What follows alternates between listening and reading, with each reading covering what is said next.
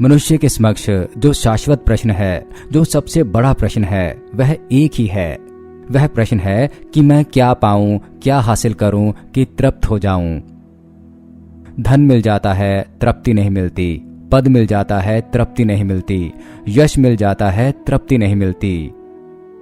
और तृप्ति मिलनी तो दूर, जैसे जैसे धन, पद और यश बढ़ता है, वैसे वैसे अतृप्ति बढ़ती रहती है।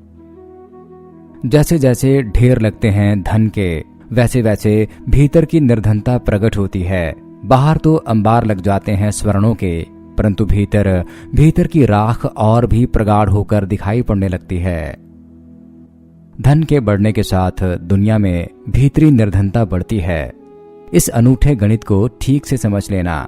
जितना धनी व्यक्ति होता है, उतना ही उसका निर्धनता का बोध गहरा होता है। सर पर ताज होता है तो आत्मा की दरदरता पता चलती है।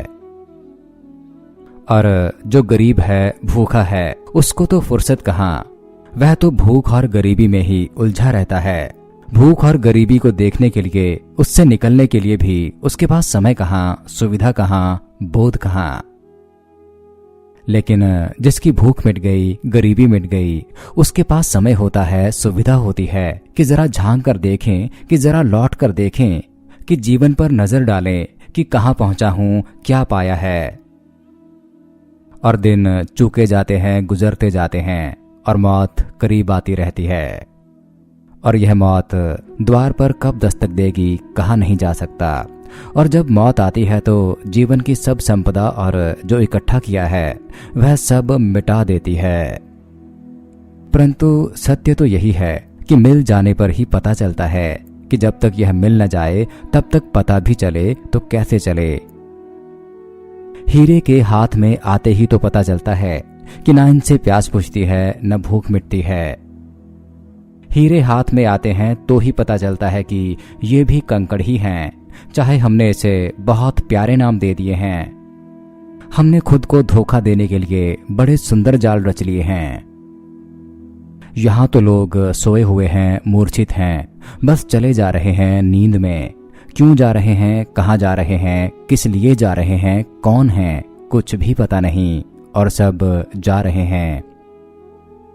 इसलिए उनको देखकर दूसरे भी जा रहे हैं। माँ बाप जाते हैं, पीढ़ियां दर पीढ़ियां इसी राह पर गई हैं। सदियों सदियों से लोग इसी पर चलते रहते हैं, और कोई भी नहीं देखता कि यह राजपथ सिवाय कब्र के और कहीं नहीं ले जाता।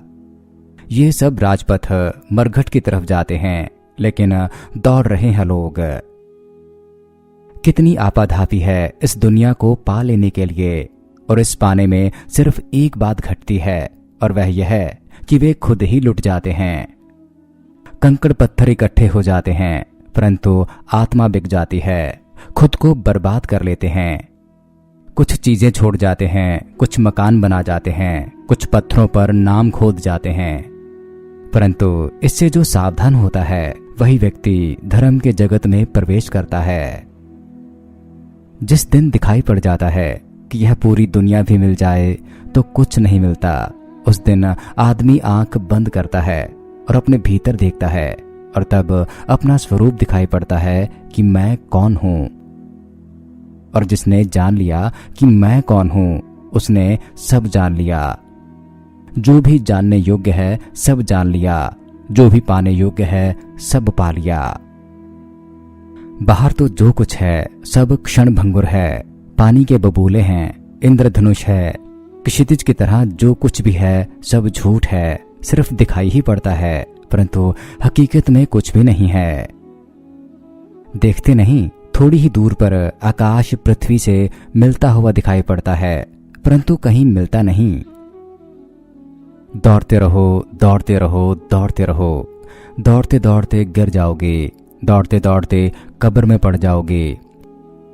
झूले से लेकर कब्र तक दौड़ते ही रहोगे, और क्षितिज कभी आएगा नहीं।